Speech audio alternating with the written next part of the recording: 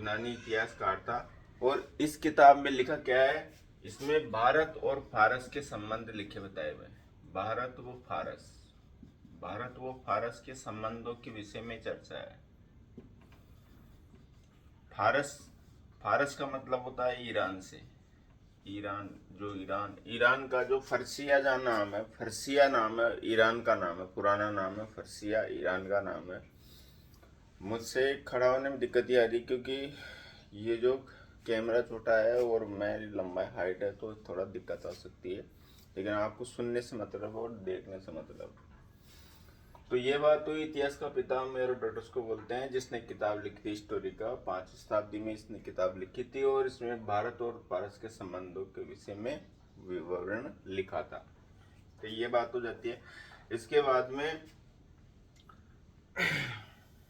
एक और इतिहासकार होता है, उसका नाम होता है अल बरूनी। वो डस्टर कहाँ गया है?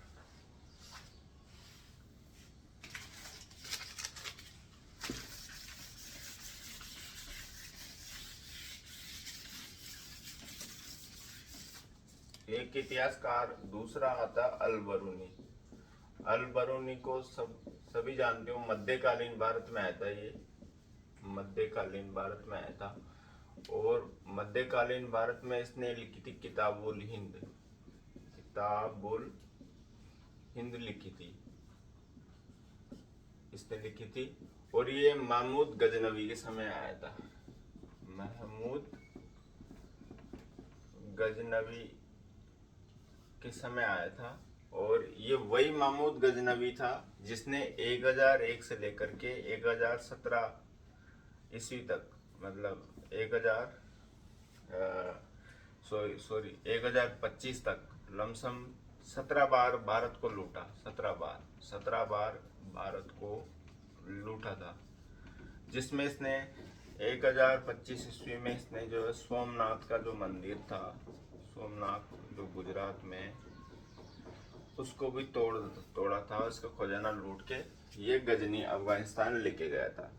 तो इसका दरबारी इतिहासकार था अल बरूनी और इसने किताब लिखी थी किताबुल हिंद।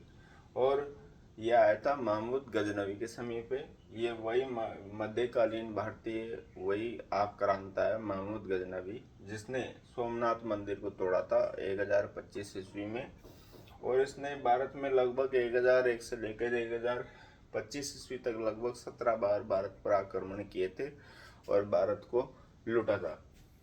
तो ये बात हो गई। दूसरा जो चरण स्टार्ट होता है अल बरूनी से इतिहास का। पहला मैंने बताया था वो था हेरोडोटस से। हेरोडोटस जो पहला चरण स्टार्ट होता है उसका, जिसने हिस्टोरिका लिखी थी। हिस्टोरिका लिखी थी उसने, ठीक है, 5 शताब्दी में, जिसमें भारत और फारस के संबंधों का विवरण है। अब जो तीसरा चरण होता है, तीसरा जो चरण इतिहास का वो होता है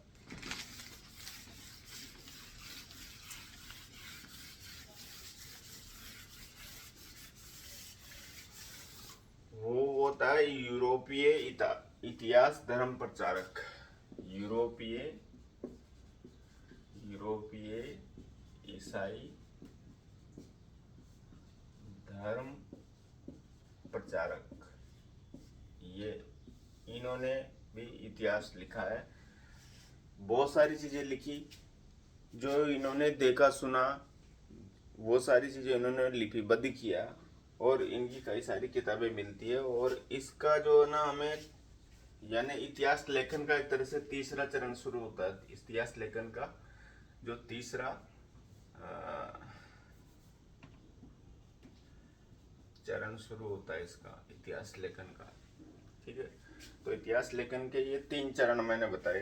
अब इतिहास को हम लेखन की दृष्टि से वैसे तो ये याद होगा नहीं, और मैंने बताया कि जो खासतौर से साइंस वाले स्टूडेंट है, क्योंकि मैं खुद भी साइंस का स्टूडेंट रहा हूँ। मैंने एमएससी विद मेडिकल माइक्रोबायोलॉजी से पूरा एमएससी किया है और पूरा नेट स्लेट जेआरएफ और पीएचडी इसमें इतिहास में किया है। तो मैंने कैसे किया है, और मैंने बिल्कुल सिंपल वे में किया है। मैंने कोई लोड नहीं लिया और लोड मैं आपको देना भी नहीं चाहता। तो पूरे वीडियो को देखा करो, स्किप मत किया करो, और जो जो मैं बताता हूँ उन चीज़ों को देखा करो और बाद में एक रेफरेंस बुक लिया करो ताकि उससे उसका थोड़ा सा टचिंग कर वो मैचिंग बैठता रहे। तो यहाँ की हो गई बात। अब साहब इसको हम इतिहास को हम मेनली हम 3 चरणों में बांटेंगे। जो पहला चरण होता है वो होता है पाषाण काल का। पहला जो काल होता है पाषाण काल, पहला काल पाषाण काल का होता है। ये पहला पाषाण काल। पाषाण काल का मतलब ये हो रहा है कि भाई पाषाण काल से मतलब ये सीधी सी बात समझ में आ रही है हमें कि वो लोग पाषाण के पत्थरों का औजारों का प्रयोग करते थे। पाषाण जो इनके औजार होते थे वो औजार पत्थर के होते थे। चीरने फाड़ने सिलाई करने जो भी औजार होते थे वो सब पत्थर के बने हुए होते थे। इसलिए इस वजह से इस काल को हम बोलते हैं पाषाण काल। अब इस पाषाण काल के हमें अवशेष कहाँ मिले हैं? तो इस पाषाण काल के जो हमें उपकरण मिले हैं वो हमें दूसरी बात इसमें ये है ना, एक और चीज है, केवल मानव शिकार पर ही निर्भर करता था। मानव अभी खेती करना नहीं जानता था, केवल वो शिकार पर ही निर्भर था। शिकार करके अपना जीवन यापन करता था। शिकार मतलब जानवरों को मार के और खा के और जीवन यापन करता था। अभी कृषि का आविष्कार नहीं किया था।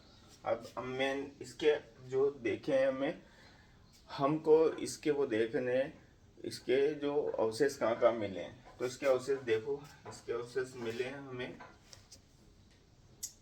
एक तो सोहन संस्कृति, सोहन संस्कृति है। सोहन संस्कृति ये सिंध में पड़ती है, सिंध पाकिस्तान में अभी वर्तमान में। दूसरा पड़ता है पहलगाम,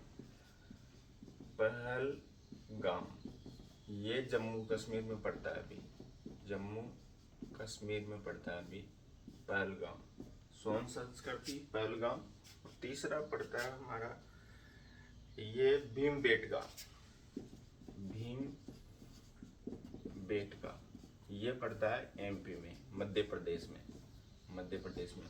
तो ये 3 स्थल है, ये मेनली 3 स्थल है, सोहन संस्कृति, पहलगाम, भीमबेटका, जहाँ से हमें पाषाणकालीन मानव के अवशेष मिले, पाषाणकालीन मानव संस्कृति के अवशेष मिले हैं। तो नंबर हमने पहला बांट दिया इतिहास को पाषाण काल के अंदर, जिसमें मानव केवल पत्थरों के औजारों का प्रयोग करता था और केवल शिकार पर जीवन यापन करता था।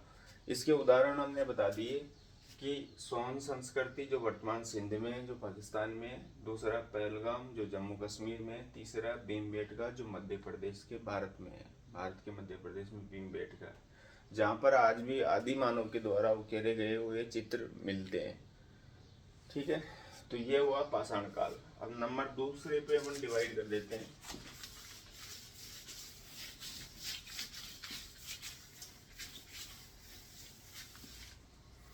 दूसरा काल है वो मध्य पाषाण काल। मध्य पाषाण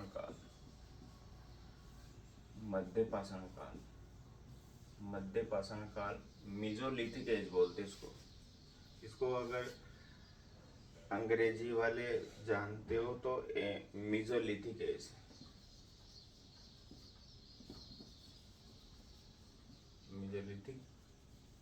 बोलते हैं, मेसोलिथिक एज बोलते इसको। इस काल में क्या है कि पशुपालन और शिकार करता था। मानव क्या करने लग गया? पशुपालन और शिकार करने लग गया।